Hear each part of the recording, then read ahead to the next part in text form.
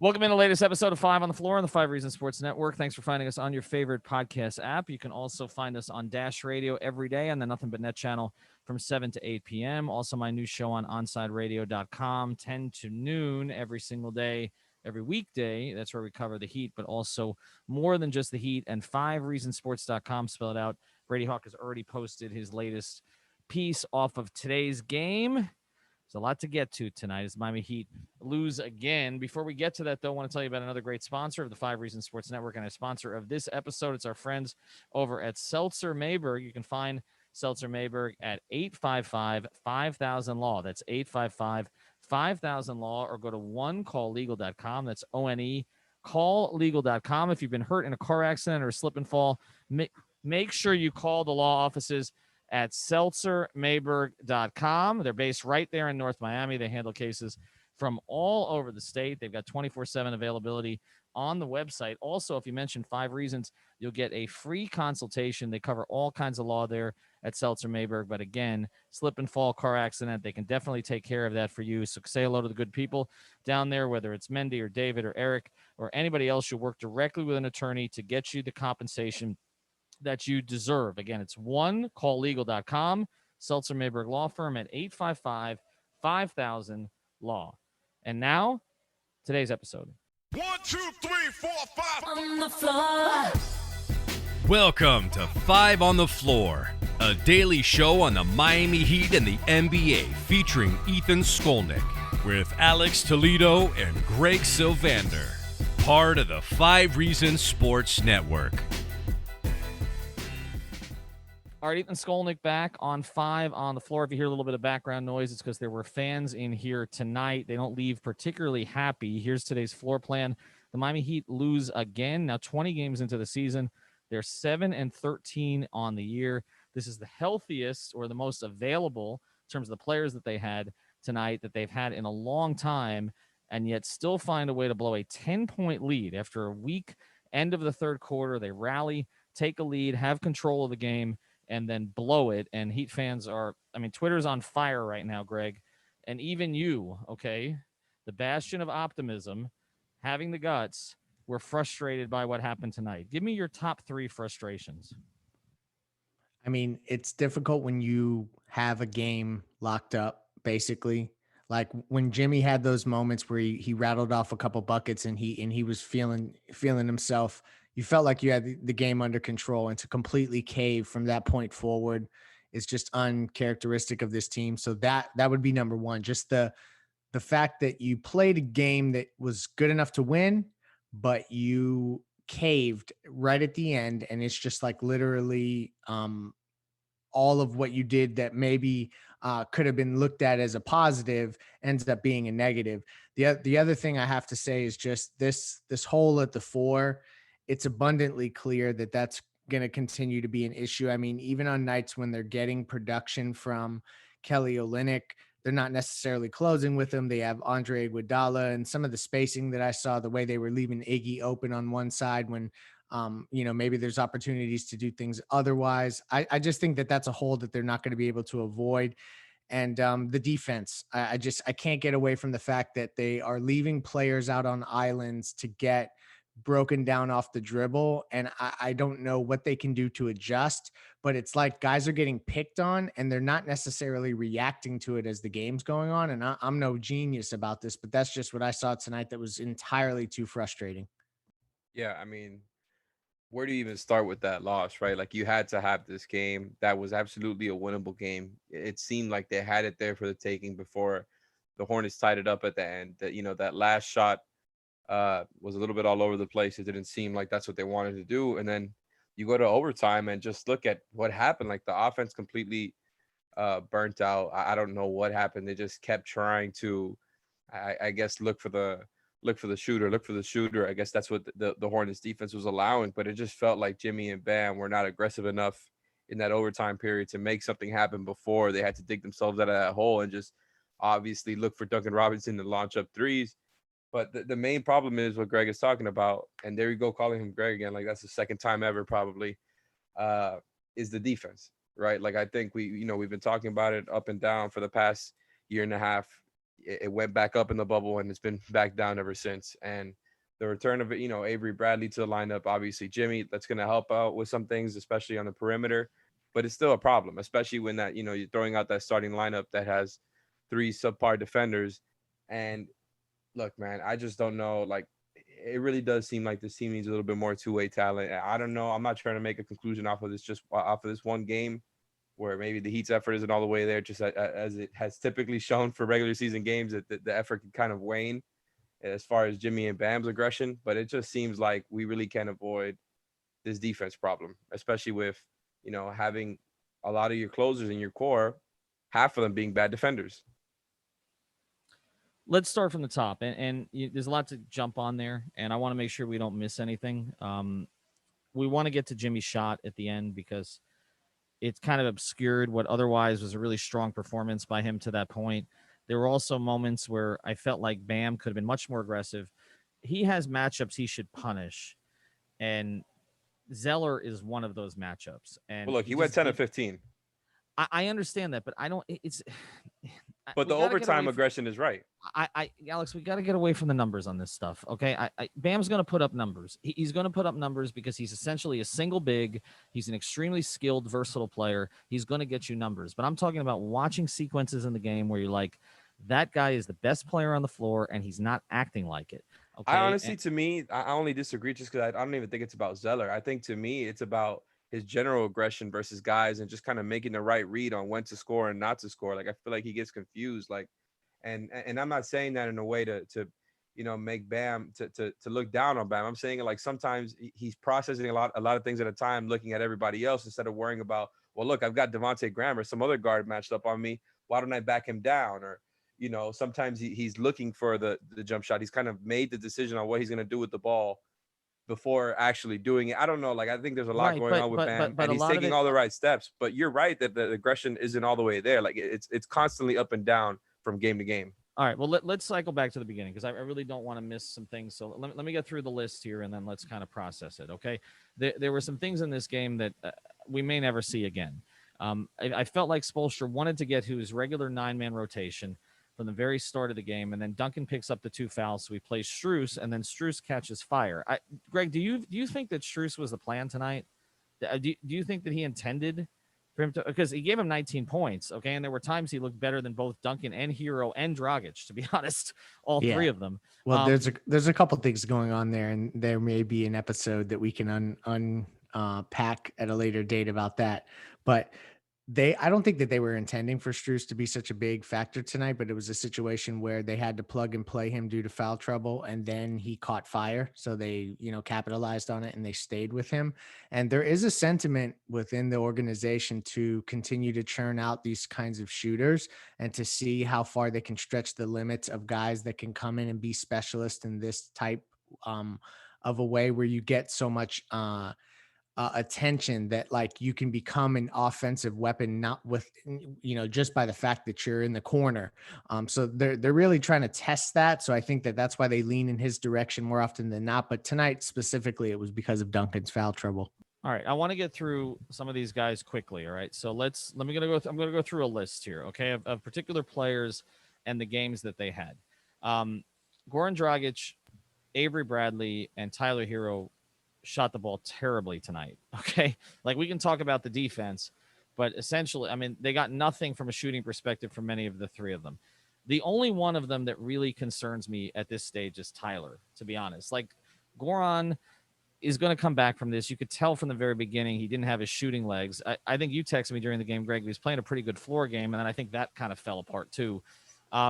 Bradley is short on every 3. And that's been when he's missed since he's come to the Heat. He's been short on 3s. He's not an elite 3-point shooter, but he's got to be an average 3-point shooter. Tonight, he wasn't. But the one that got me was Tyler. And this is the problem, because then Tyler becomes kind of unplayable in some of these situations. Like that 1-3 he had at the end of the game, which I didn't think was a big deal because at the time I think they were up 5, Alex, like if you recall this. And he had like 10 seconds to shoot the damn thing. And he took a dribble. And he took a dribble and he just stared at it. And it was right in front of me. Stared at it, and then missed it. He doesn't look this. I know we think that's going to correct itself. Shooters are always going to be good shooters. he doesn't seem, Alex, like he's comfortable with his jumper right now. And if he's not, even though I think he did some pretty good things in terms of reading the floor tonight, I'm watching him get cooked on the other end, then he kind of becomes unplayable in certain situations. Yeah. So I get what you're saying. I definitely do think Tyler has kind of taken it on himself this season to really prove that, he's a playmaker. He's more than a shooter, and that that he's an all around 3-level scorer in the NBA. And it's kind of taken him away from what his bread and butter was coming into the league when he got drafted, was being a shooter. And, he made some threes tonight. He got some shots up tonight, which is good. But I have absolutely seen it in these games where, like, before, last season, he would have taken some of these jumpers that are there. But I think now he's kind of, running so many pick and rolls where it feels like that's probably option number 2 or 3, as opposed to option 1 where he's coming off a screen where somebody else is setting up the play. So I think some of that is messing with him, just kind of,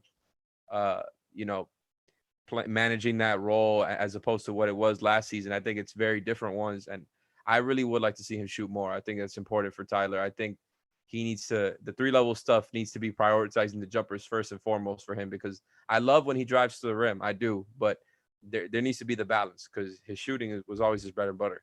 And I want to talk about the Kentucky guy on the other side, because everybody's blaming me for this, and I don't blame them. Early in the game, I tweeted out, is Malik Monk like the only disappointment from Kentucky in the past 4 years? Oh, and then gosh. And then compounding that with the fact that I was at the game. Wasn't he like today. 5 threes in already? No. Literally, it was before his first 3. And then and then he ends up with 36 tonight. So I'm trying to be somewhat serious about this, but it probably is my fault. But I'm trying to figure out as I'm watching this, like there were sometimes, Greg, that it did seem like they were contesting threes. And then there were others that they weren't. And then they just got in a rhythm. And then Devontae Graham basically started making shots over his head at the end of the game. The 3-point defense, the 3-point percentage defense, like we talk about, the Heat have always given up a lot of threes. And as Cooper Moorhead tweeted out, more of them are going in this year. But I feel like the 3-point defense is worse. And part of the thing that was supposed to correct that was Avery Bradley. But if he's not giving you anything on the other end, then Spoelstra's not going to play him, and he's going to play here. I mean, we can't blame this on Kendrick Nunn tonight. He didn't play, right? No, not at all. So what is? How do they correct the 3-point defense? That's the question, right? I mean, they shot 51%, 21 of 41 from 3. Charlotte did. You are not going to beat a team that shoots like that in the NBA. It's impossible. I mean, that the Heat shot 41%, which is way above their season average, and they lost the game at home. It's a situation where the Heat are essentially, they're going to be faced with this question of what team do they want to be? Do they want to be the offensive juggernaut that is going to shoot threes and live and die by it and be high scoring? Or are they going to commit more to defense? And I don't know that they have enough two-way players to really mix those two in a way that can get them far enough in the playoffs. Like, I think they're going to have to make a decision on potentially, like one of these shooters is going to have to be flipped for some sort of better defender or a better big man up front that can defend and just switch a little bit more. I just don't know that the roster right now, there's too many one-way guys, and it's not sustainable, especially when we start to get into what they're going to cost in the future seasons. Greg, you also mentioned the hole at the 4, and it seemed like Spoelstra solved that at least at the end of regulation by playing Iguodala, who I thought was tremendous tonight. Like Jimmy took off after I said this, okay, but I thought until a certain point, Iguodala was the best player on the floor during his minutes. I mean, watching him up close, blowing up plays in a good way, unlike what some of the Heat players were doing, his off-ball movement, I thought he was great. I know what you mentioned about some of the spacing issues, but Alex, let me pivot to you here. Like, why not play Iguodala there at the end? I don't like the Hornets sized down basically with Hayward at the 4, and the Heat matched it by going even smaller, by playing Jimmy at the 4, instead of just keeping Iggy out there at the 4 with Jimmy at the 3. Why not play Iguodala in the overtime? Well, I saw that Spo had been going back and forth on that, like you said, and that one was a little bit weird to me just because it really seemed like Andre had it going this game. So normally I do understand the thought process behind, giving Avery some of that, especially in the fourth quarter in overtime, if you're worried about some of these guards going off on you.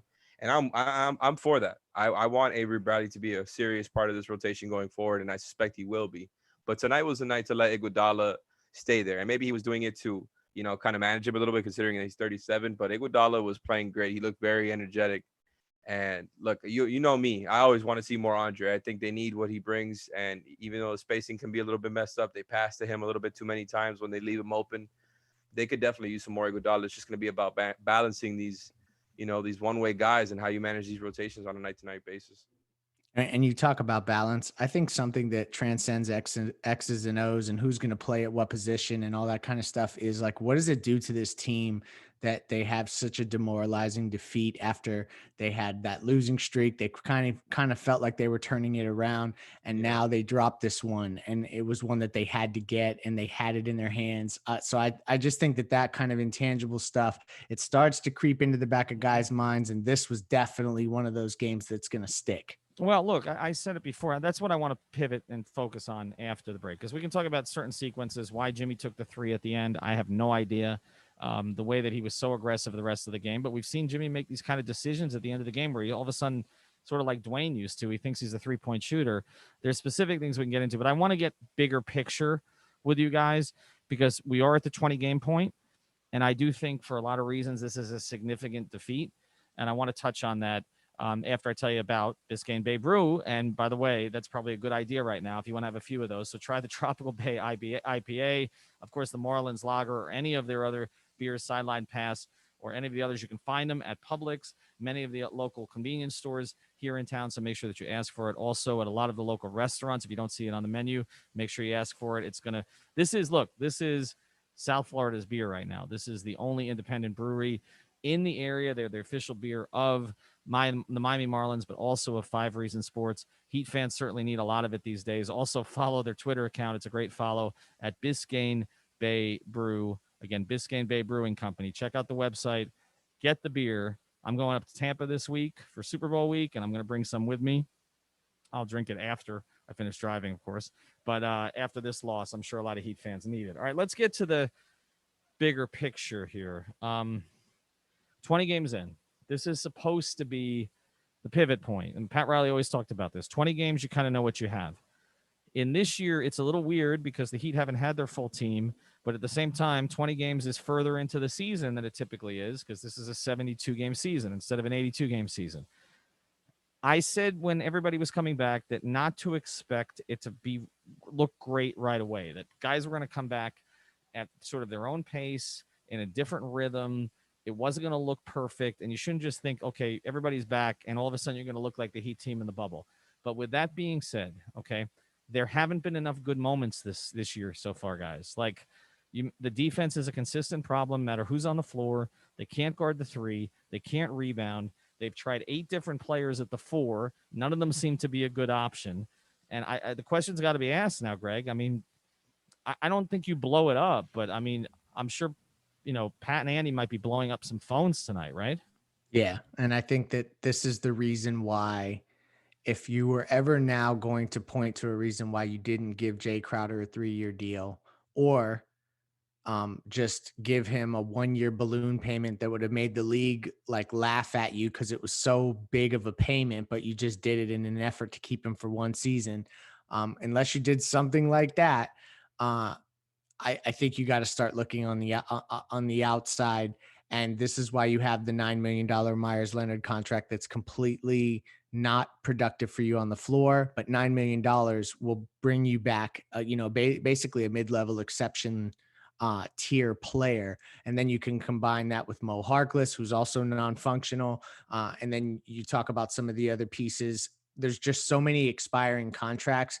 I was talking to a couple of people around the league, and somebody brought up the idea of, do you think the Heat would sniff around Josh Richardson and James Johnson in Dallas, who are both expiring contracts and kind of have some two-way ability?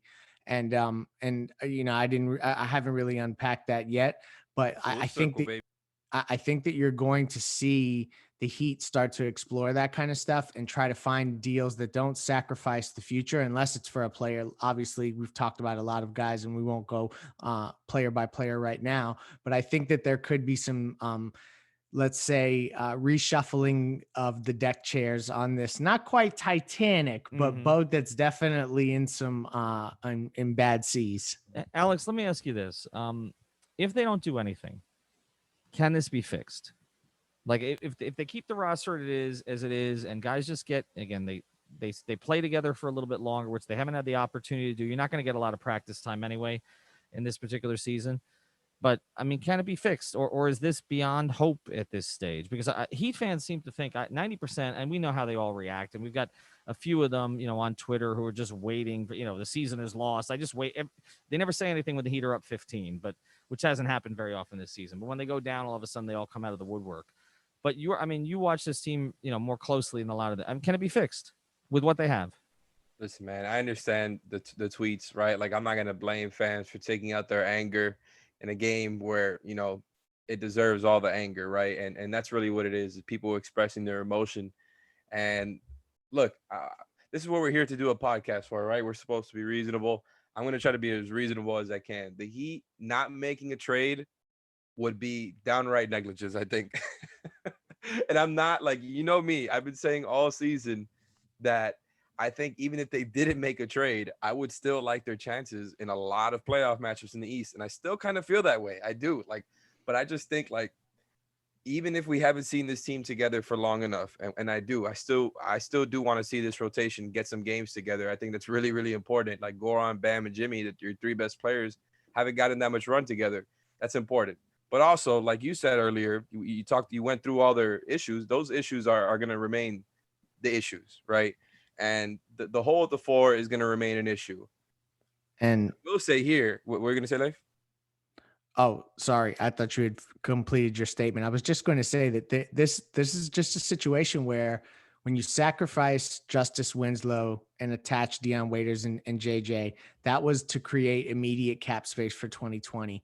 When then that is not necessarily utilized in a way that is proved to be functional, it starts to get a little weird in terms of the moves that you've made so far. And just like, are they functional basketball players? Did you get better as a basketball team? If it's about winning, let's talk about that. And I know that the bubble run obviously covers up some of that, but then when you look forward, it's just difficult to justify not making a move now when you have such a hole. I'll say this, Greg, and Max Strus was really good tonight. Okay. And he had 19 and he competed defensively.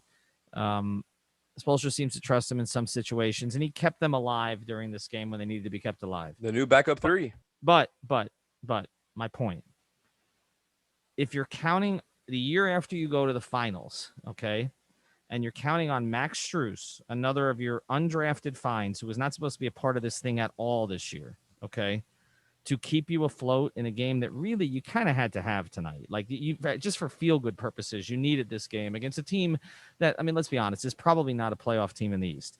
If you're counting on Max Strus, there are problems. Okay. Yep. There are problems, and whether or not Goran was the heat of the 11th seed, like, they have to start winning. Right. I mean, there are problems. Okay, and when you have Tyler Herro staring at a shot for 5 seconds before he takes it, okay, and look, Bam was good. Okay, so I don't want to pile on. We pile on Bam sometimes because he has the highest upside on the team. Okay, it's a compliment. But when there are times he's not punishing the smaller players on him, or Jimmy makes a bad decision down the stretch of the game, which, as great as Jimmy has been, that has been kind of a consistent theme here, where he kind of settles for that jumper where he doesn't need to at the end of games. When you start, and Duncan's defense, okay, Tyler's defense, Goran's defense to a certain degree, the hole, as you mentioned, at the 4, where Iguodala has to play these kind of minutes, the fact that you've gotten really nothing out of Harkless and Leonard, who were two of the pieces that let's be honest, Leonard, you paid $9 million, you decided to keep him. Harkless, you brought in at the expense of maybe some other player, and Bradley, I'm going to give Bradley a little bit more time, but he didn't give you much tonight either. When you're counting on Max Strus the year after you go to the finals, you have to start looking at making a move. You just do. And I've been one of the cautious ones on this. I wanted to see the team whole. I saw it today. There were some good signs. I'm not saying they can't get it together a little bit, but the hole at the 4 is not going away. I'll close with this because we talked about Jay Crowder a lot. Do you think, Greg, that if they brought Jay Crowder back, because I just want to address this with Heat fans, do you think it would be different? No, not at all. He would not solve what's happening right now at all. I think it's a convenient excuse at this point. For a Oh, lot of you guys. 100%. No, that is delusional to think that Jay Crowder would fix what is ailing the Miami Heat right now. It's more about contingency plans and what worked and what didn't. And we're Monday morning quarterbacking that. You know what I mean? Like, it's easy to look in retrospect, but no, Jay Crowder ain't fixing this. I mean, I feel like to a certain degree that was a little bit of a mirage. I mean, I didn't think that the Heat's bubble run was a fluke, but I thought the fact that they were able to get through it with Jay Crowder essentially as their four for the entire time was not something that they could replicate. And I think they felt that also, or they would have locked him up for more than just 1 year, or they would have offered him more than 1 year. So I don't think that's the issue, but I think the issue is they didn't do anything better to the spot, right? Right. And Precious had some good moments tonight, but they're clearly not comfortable playing in big minutes. None didn't play tonight. They played Strus and all these other guys ahead of him, even with Dragic struggling, even with Herro struggling for most of the game, etc. There are a lot of issues with this team. There's some of the duplication that I thought they'd gotten away from. And I'm with you guys. I think they got to do something. I think a move is required. Ethan, can I say one last statement? Yes. So basically, I agree with everything you said there, by the way. And regarding the hole at the four, Crowder, I agree with what you guys said there as well. You know, he wouldn't make the difference. He would be nice for sure. At the end of the day, and this is the proper way to use it at the end of the podcast, the Heat are still giving up a whole lot of three-pointers, and that's kind of their defensive blueprint right now. And it was last season too. And that's because they're dropping a lot in the regular season. And it does kind of connect back to the hole at the four situation, because they need more guys who you believe are switchable and are two-way guys. And, you know, like, they're going to keep on giving up these threes. And I feel like that's kind of what these regular season games come down to, and why I feel like it's hard to make determinations, especially, you know, with the context of this season, is that so much of it for the Heat and the context of this team depends on how often not only are they hitting the three, but how often the other team's hitting the threes. Because like the Bucks, you know, like the Raptors, they're giving up a whole lot. So it feels like, you know, the variability of these regular season games kind of goes up and down on depending on the 3-point line, whether it's on offense or defense. You know who would be the most likely player to fix that of all the players we talked about? Would you give up a first-round pick for PJ Tucker? Probably. Yeah, I think so. I think at this point you have to not give up Duncan or Precious. Yeah. I would. If you want to save the season, that might be the player who saves it. All right, we'll talk about that and more going forward. Also, check out prizepicks.com. Use the code 5. We finally got Alex signed up. How'd you do tonight, Alex? Oh, man, I haven't even checked. I'm a little bit scared to check now.